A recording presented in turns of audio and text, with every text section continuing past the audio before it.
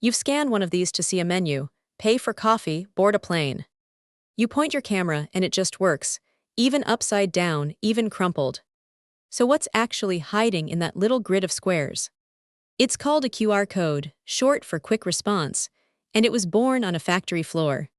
In 1994, a Japanese engineer needed to track car parts faster than an ordinary barcode could. An old barcode is a single line of stripes. A QR code is two-dimensional, a grid of tiny squares called modules. Each square is 1 bit, black for a 1, white for 0.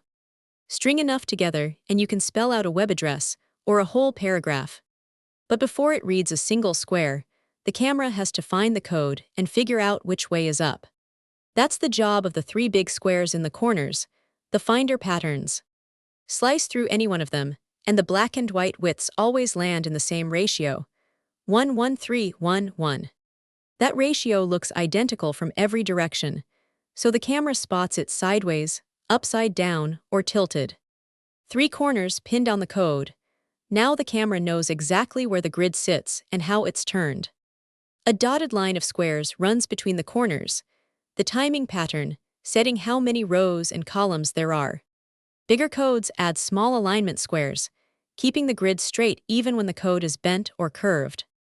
And the blank margin around it isn't wasted. It frames the code so the camera sees where it ends. Now the clever part, the reason a QR code survives being scratched, smudged, or half-covered. When it's made, it doesn't store your data just once. It weaves in backup copies using a method called read Solomon. It's the same math that keeps a scratched CD playing, enough redundancy to rebuild what's missing. There are 4 levels, recovering up to 7, 15, 25, or 30% of the code. That's why you can drop a logo right in the middle, and it still scans perfectly. Add more squares, and it holds more. The largest codes pack in thousands of characters. 3 corners to find it, a grid to read it, and backup built in to survive damage. So here's the question.